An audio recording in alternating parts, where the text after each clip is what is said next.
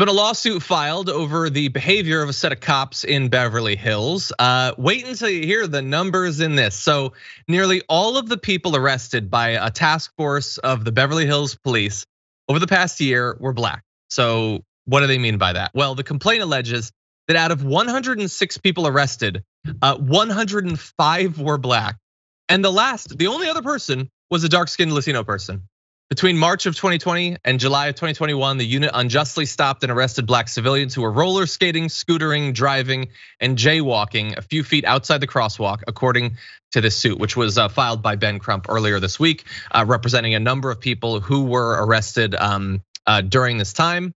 The unit, which is known as the Rodeo Drive Task Force, which is all that you needed to know that this was going to end up happening, by the way, was set up last year in response to, quote, a significant increase in calls for service in our business community, which is the only other thing you needed to know. But anyway, the city is one of the richest municipalities in the US, and it's less than 2% black. So it's weird, Jackson. It's less than 2% black, but virtually everyone they arrested was black. I'm not great at math. How does this add up? Well, it doesn't. And simply put, has there ever been a greater example of profiling being part of the job? And I mean, there's been documentaries, I can't remember what it was, but police were on there like, yeah, it's part of the job. And if you're not profiling, you're kind of not doing your job, because that's what they're taught to do. Certain people cause problems, certain people have the drugs, certain people are the ones that you got to look out for.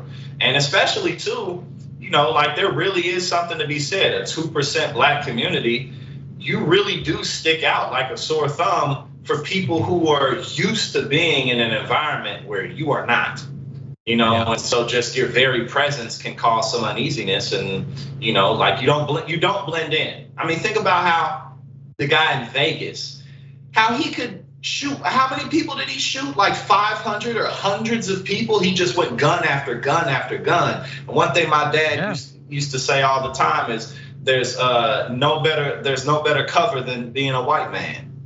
Mm-hmm. No one paid attention to him. He had these duffel bags full of, but again, that just kind of goes into human nature as well. Wherever there is a minority, there's going to be really bully-like treatment against it, because unfortunately that's part of our nature, and also why we have to manage and balance our nature through society. You're right, and here you have what seems like businesses putting pressure on the cops to do even more of it. Like these are the business owners. They basically do not want black people in the area. That's what they want, and that's what they're gonna get. There's a long history everywhere of this sort of behavior. California is not immune to it. California is like more liberal in some ways, I guess. That does not mean that there are not tons of racist people, tons of racist cops. Absolutely. And by the way, we occasionally talk about like outsourcing here. The behavior that we're seeing from the cops is the rightful job of Karens and Kens. And the cops are stealing their jobs of harassing people on the streets. They should really be more understanding.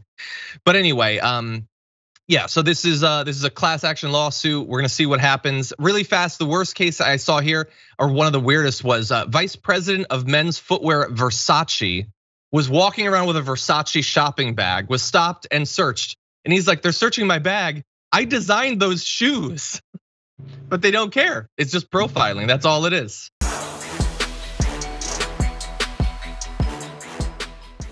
Check out the Damage Report podcast each day, wherever you get your podcasts, whether Pocket Casts or Stitcher or iTunes. You can join me as I give you the news and stories you want, with a range of co-hosts and interview guests jumping in on the fun each day. Again, that's the Damage Report, wherever you get your podcasts. And if you get them at iTunes, don't forget to rate and review. Sometimes I'll read them live on the show.